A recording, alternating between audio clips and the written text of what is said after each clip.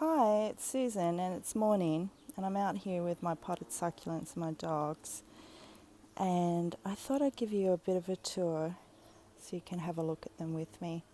So these are out in full sun, and because of that some of them have got some really stressed pretty colours that I wanted to show you. So I might start with this beautiful little echeveria down here, and it's a great example of what I'm talking about. The leaves are really stunning red colour, and it offshoots really well. I've got a few more of them in different places in my garden. And this little patch of area here is another example. Look how stressed and pink these leaves are. Even the little pups down there. I'm trying to steady my hand.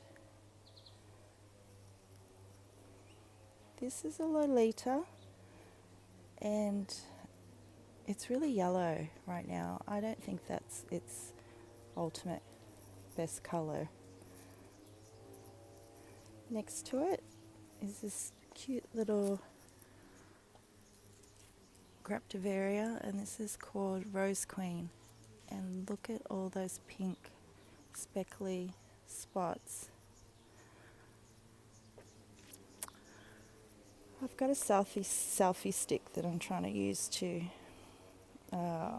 move my camera around, so I'm sorry if it's a little bit shaky. This here is a pot of Purple Delights. It's about 3 years old, and when I first got it, it looked quite raggedy, and then it was getting eaten up by caterpillars or something, which was a little bit frustrating. So I've manipulated it over time, pulling off leaves and pulling off certain heads to get it to grow in this shape. Alright, behind it, this pot, I was going for a bit of a pastel theme.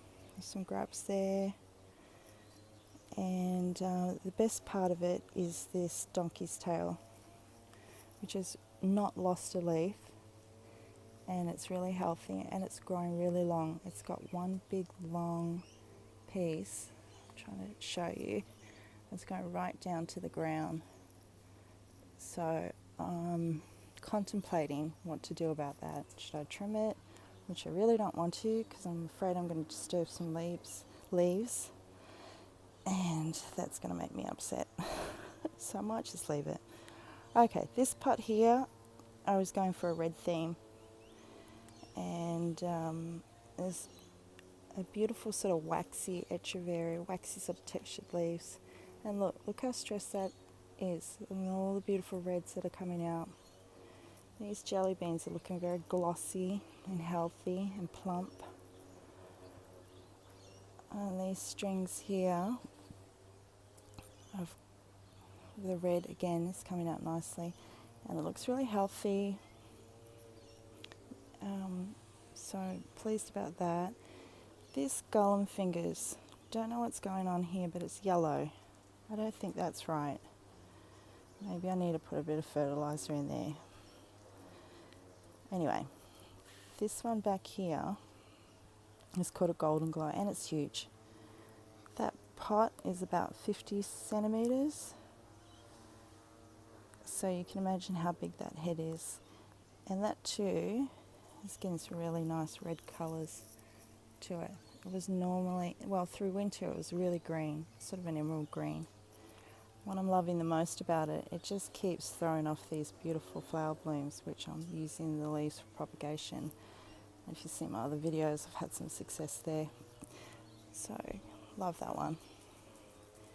Here's a pot of imbricatas that have really grown to a lovely ball shape now. So I think it's really it's sort of an ideal shape.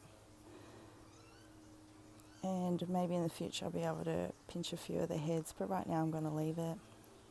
Next to it there's another pot of imbricatas, and these ones are growing quite differently than normal imbricatas. They're really pink to start with. They've never given me any offshoots.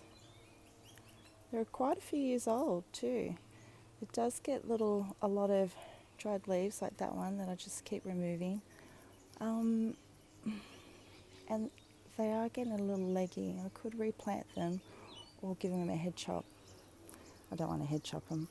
They're just too perfect. I've got a pot of sedums, spatch of something or others. Here's my crested agavoid. What a beast. Cresting like a boss. There's another one of those echeverias with the red leaves.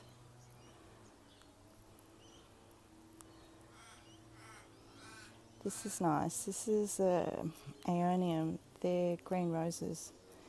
And there's so many new little heads popping up in between the leaves. They're really tucked in there. I'm trying to show you. So this is going to really fill out lovely soon. Panda plant. Got a few of those.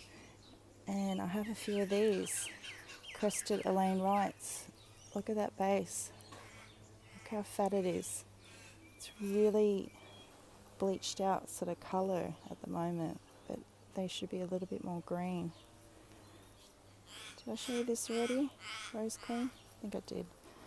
Okay, over here, this is supposed to be a bluebird.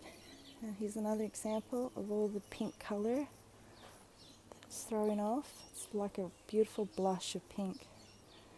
Like somebody said a dirty joke and it's blushing. This is looking really pale as well. Here's a tag for your name reference. Oh, so these are elegants, right? Very common. This is actually a cutting, but it looks really similar to this one, which is not. This is a Japanese import, and I can't pronounce the name well, so I'm not going to try. If you want to know, just message me. The difference in it grows a similar shape, ball shape, lots of offsets, but the flowers are yellow, whereas the elegance flowers are pink. Here's an example. See, there's that little one there, it's pink, whereas this one's yellow. What else have we got? Oh, Bella Rouge, which has got a nice flower bloom. That should be good for propagation. Common name, Painted Lady. These are my favourites. I've got lots of them. I actually sell those. This one starts with M. Again, I'm not going to try and pronounce it, but it's got some nice flower shoots too. This is another example of that pink colours, the pink colours. It's got some beautiful offsets. There's another patchy that's got some mauvey pink tones. A little pup there as well. Another aeonium. This one's called Ballerina. Go away, dogs. No, go away. Oh, my dogs are trying to wrestle right where I'm filming, sorry. Okay, yeah, Ballerina. It was really small when I got it, slow growing, but it's starting to fill out a bit now. Another Elaine Wright crested with some rollies underneath. Oh, the chroma, Echeveria chroma. What a thrill when I got this one. The leaf colours change all the time. At one point, there were yellow tones in the centre of the leaves that looked really variegated.